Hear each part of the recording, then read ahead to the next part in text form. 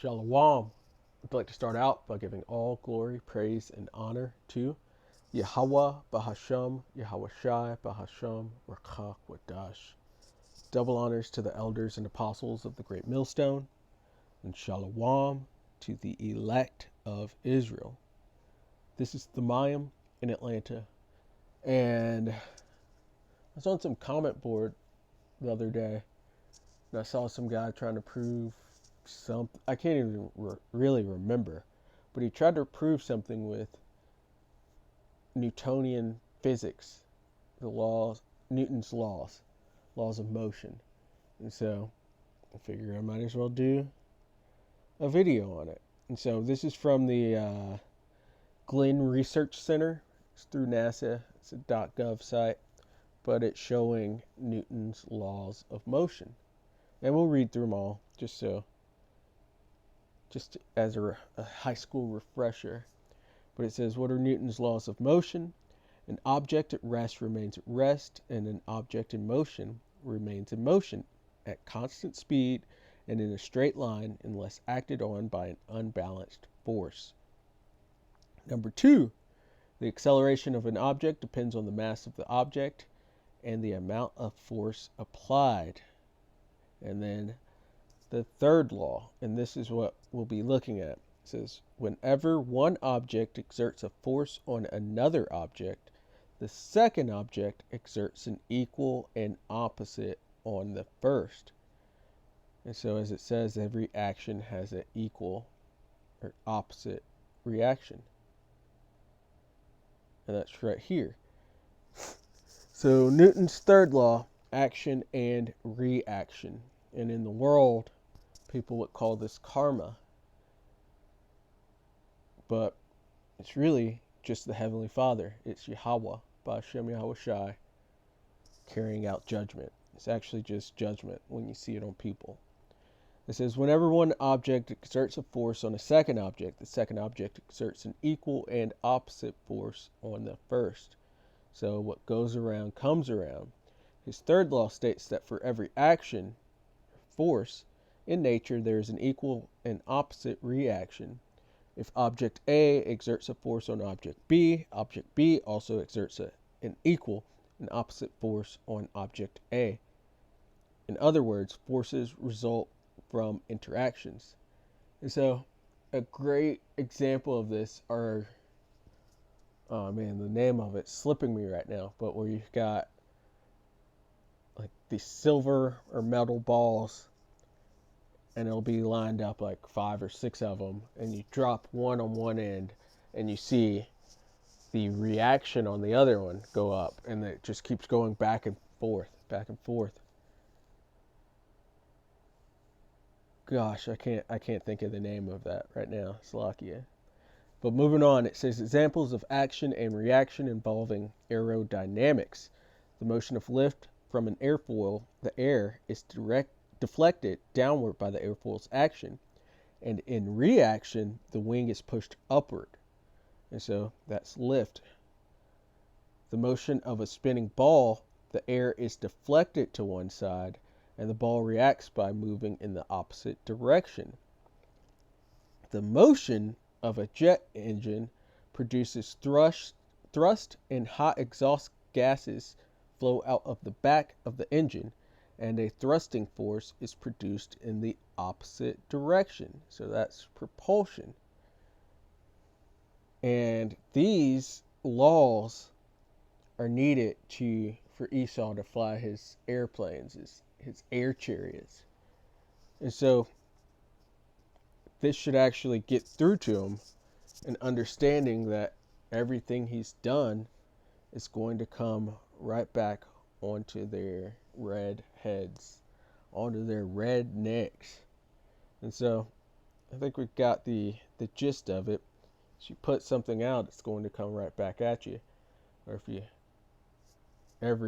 as it says, every action in nature that is an equal and opposite, there is an equal and opposite reaction.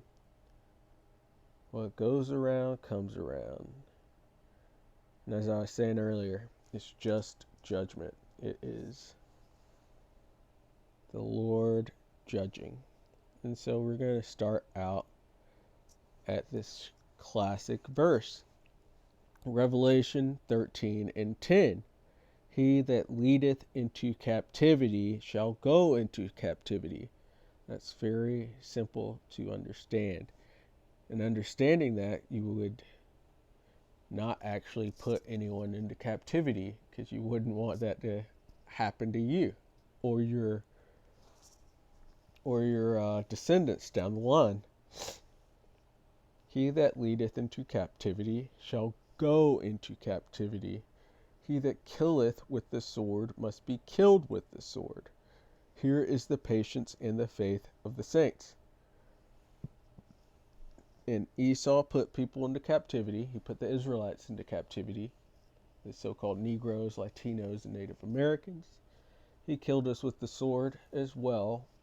And so all of these things are about to happen to them. Thus saith the Bible. Thus saith your laws of physics, your Newtonian physics. You know this. You know this. That's why you're in fear. That's why you have these no white guilt sites and all this. It's okay to be white, because you know that you are about to be judged. You know you have judgment to pay for. And this shows it. You're about to go into slavery, and you're about to get absolutely destroyed. It's all about to turn back onto your red head.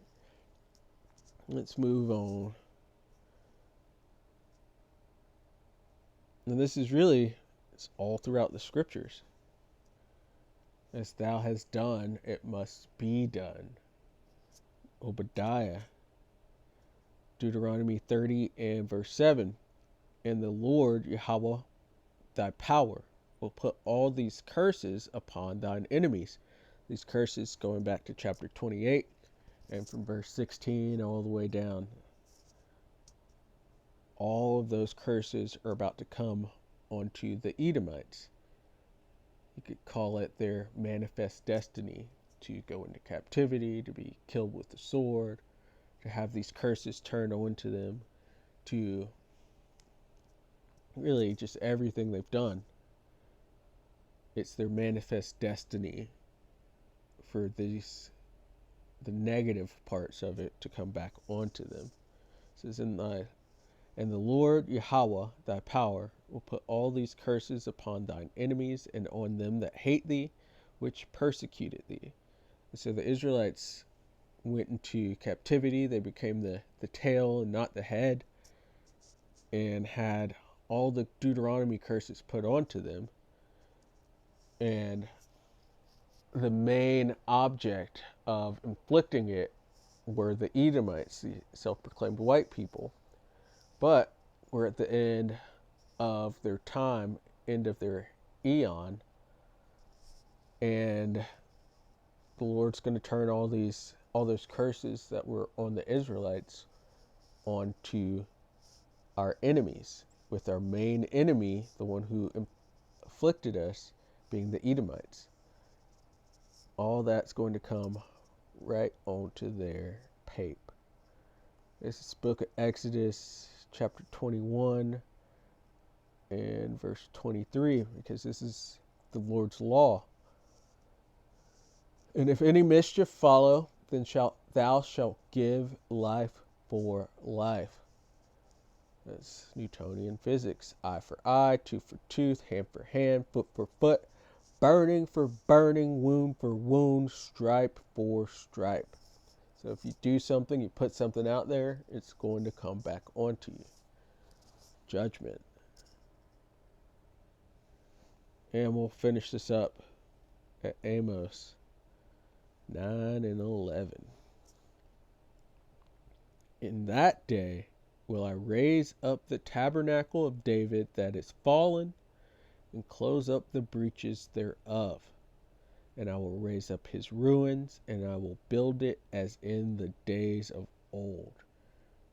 And under King David, he had his mighty men, and he had different men from all of the tribes all together.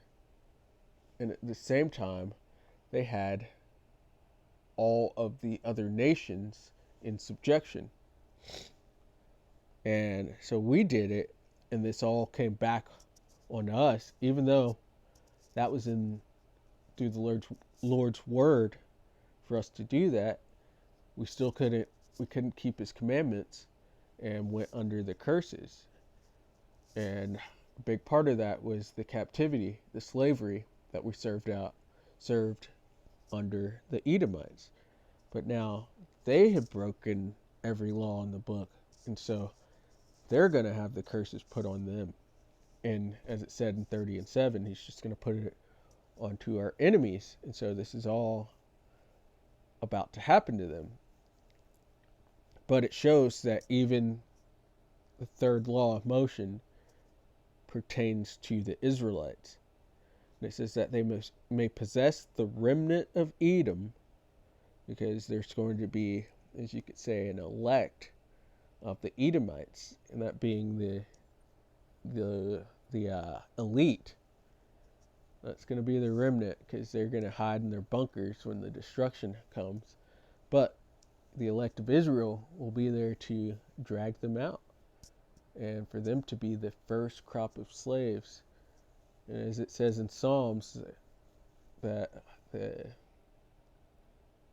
kings and, oh man, I'm going to find that in my book right now. Oh, to bind their kings with chains and their nobles with fetters of iron. And they did this to us. But that's all about to come back onto them. It says that they may possess the remnant of Edom and of all the heathen. This is also showing that those small hatters over there are not the people, and that was not prophetic fulfillment for them to be established in that land, because where are their heathen? Where are all their slaves? When did they go around the earth picking up bodies? You're not those people, and this is a big reason why these curses are about to be put on you double for pretending to be the people, you Judeo-Christians. Where are your heathen, which are called by my name, saith the Lord Yahweh, that doeth this? I'm going to keep on reading. Well, it's going to stop at 12. But it says, behold, the days come, saith the Lord Yahweh, that the plowman shall overtake the reaper. The plowman, this is showing Israel, a representation of Israel, and the reaper, a representation of the Edomites. These roles are about to switch or reverse, more Newtonian physics. And the treader of grapes him that soweth seed, showing another reversal. And the mountains shall drop sweet wine, and all the hills shall melt. And I will bring again the captivity of my people of Israel. So for them to be fulfilling any prophecy, when were they actually in captivity? And no, what happened during World War II doesn't count, because you wouldn't just be in one specific area of the world. We were scattered throughout the four corners of the earth. It says, and they shall build the waste cities and inhabit them, because those nukes are going to go off around the world, and it's going to waste all the cities, but especially on Babylon, which is America, except no one will be dwelling there, so no need to rebuild these wasted cities that are here in America, or Babylon.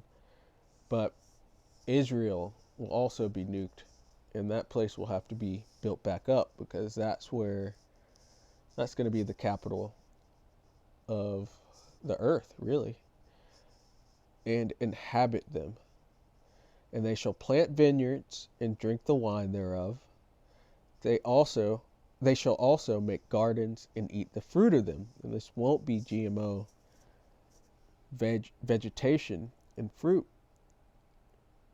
And it says, and I will plant them upon their land, and they shall no more be pulled up out of their land, which also shows you that those aren't the people, because they're always being troubled, and they come out that go in and out with their dual citizenships, and they're not the people. We still have war. It says, and they shall no more be pulled up out of their land, which I have given them, saith the Lord Yahweh, thy power. And so, Esau, your destiny, your manifest destiny, is all of the worst parts that exist within humanity.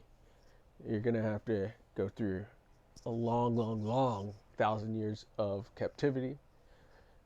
You're going to shed a lot of blood or a lot of your blood will be shed because thou hast not hated blood. So even blood shall pursue thee. It's going to come on you. All those curses are going to be on you. So you're not going to have any cohesion between your nation. Even if you did think about trying to rebel against the Israelites, there's no possible way you'll be able to defeat immortals. And it's just, that's your manifest destiny. You're going to pay for everything you have done in secret and not in secret. And it's a lot. It's almost too much to even imagine. The sins have reached up to heaven, and you're about to be judged.